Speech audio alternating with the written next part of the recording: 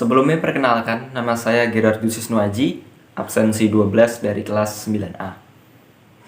Pertama-tama, marilah kita panjatkan puji dan syukur kepada Tuhan Yang Maha Esa karena telah diberikan kesehatan dan kegembiraan sampai saat ini.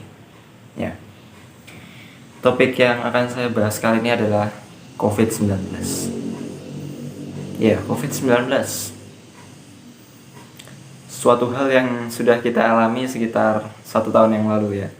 Tahun 2020. Kalau nggak salah, kapan ya itu 2020? Februari, Maret, April, ya segituan. Kita udah 1 tahun kurang lebih ya. Kalau bagi saya sendiri itu nggak enak banget sih.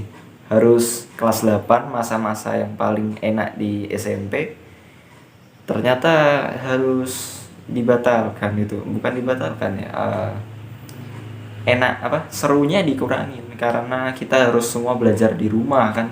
Jadi gak ketemu sama teman-teman, gak bisa main kayak dulu lagi sama teman-teman. Kita melakukan segala sesuatunya online gitu ya. Jadinya kurang seru, dan bahkan study tour yang harusnya ada, angkatan saya gak dapet, angkatanku gak dapet, yaitu suatu kesayangan sayang banget lah, study tour dibatalkan gitu. Ya cuman mau gimana lagi, itu memang yang harus dilakukan biar pandemi ini cepat selesai. Ngomong soal pandemi, pandemi ini nggak cuma dirasakan di Jogja aja, nggak cuma di Indonesia aja, tapi di seluruh dunia. Iya, di seluruh dunia. Semua dunia sekarang juga merasakan apa yang namanya virus corona. Apa dampaknya bagi mereka semua, itu dampaknya kurang lebih sama kayak kita di Indonesia. Kita gak bisa sekolah, gak bisa bekerja. Ya, begitulah. Jadi cerita awal mula COVID-19 itu dimulai pada tanggal 17 November 2019. Itu di Provinsi Hubei di Cina. Ada satu orang yang diduga terkena penyakit yang aneh gitu ya, virus yang aneh yang baru ditemukan, namanya itu virus COVID-19. Kenapa namanya COVID-19? Karena tahun 2019, ditemukannya 17 November 2019. Dugaan ini juga telah diperkuat oleh media South China Morning Post pada tanggal 17 November 2019 tadi ya. Anehnya, mereka juga menemukan bahwa setelah kasus 17 November 2019, sekitar 1-5 kasus baru ditemukan setelahnya, setiap harinya. Itu menandakan bahwa virus COVID-19 ini menyebarnya sangatlah cepat. Ya, baru 1 hari ketemu, hari besoknya 6, ya. Hari lusa 12, kan artinya penyebarannya sangat cepat gitu ya. Sampai pada tanggal 27 Desember 2019 telah dikonfirmasi bahwa lebih dari 180 orang telah terinfeksi virus COVID-19 pada hari itu. Cepat sekali. Yang awalnya cuma tanggal 17 November, tanggal 27 Desember 2019 sudah 180. Itu perkembangan yang sebenarnya kita semua sekarang ini sudah paham dan sudah tahu apa yang namanya protokol kesehatan kan.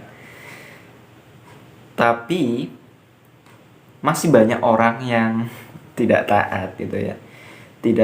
Tidak sadar bahwa pentingnya protokol kesehatan itu berpengaruh bagi kita dan orang-orang di sekitar kita. Banyak orang yang menyanggah ketika ditanyai, "Di mana maskermu?" Mereka biasanya menyanggah dengan kalimat, "Saya kan tidak batuk, saya tidak panas, saya tidak sesak nafas." Maksudnya begini, virus COVID-19 itu umumnya kan bergejala seperti batuk, panas, dan sesak. Namun, untuk di beberapa orang, gejala tersebut tidak terlihat karena daya tahan tubuhnya yang kuat. Ya, mungkin ya daya tahan tubuhnya kuat, Tapi apakah orang-orang di sekitarnya daya tahan tubuhnya kuat? Apakah daya tahan tubuh orang yang tak memiliki gejala dan melepas masker itu sekuat dengan daya tahan tubuh mereka yang tetap memakai masker? Artinya orang yang tidak memakai masker itu membahayakan orang lain juga.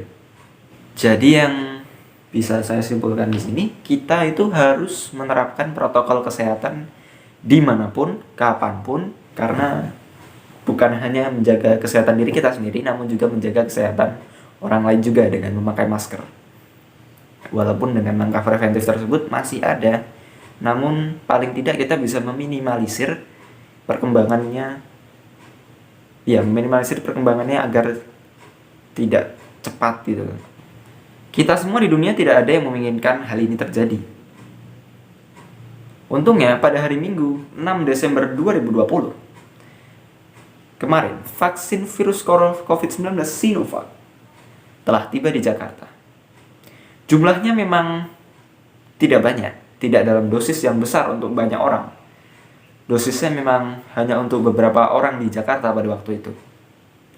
Namun, mereka yang bertanggung jawab untuk memvaksinasi itu langsung melakukan proses vaksinisasi kepada orang-orang yang diprioritaskan terlebih dahulu, seperti dokter, perawat yang ambil bagian di garis terdepan dalam melawan virus COVID-19 ini. Dan bahkan sampai sekarang dosis-dosis vaksin yang belum sampai ke Indonesia itu sekarang sudah mulai sampai dan jumlahnya semakin banyak. Jadi apa yang harus kita lakukan untuk agar bisa cepat mendapatkan vaksin? Ya, kita harus tetap bersabar. Kita harus tetap berdoa dan berharap pendistribusian vaksin COVID-19 Sinovac di Indonesia itu bisa berjalan dengan lancar dan cepat. Dan kita jangan lupa juga dengan melakukan protokol kesehatan juga. Ya, intinya tetap tegar, tetap sabar, tetap sehat untuk menuju masa depan yang lebih cerah. Terima kasih. Saya Gerardus Wisnuaji, absen 12, kelas 9A, pamit undur diri. Terima kasih.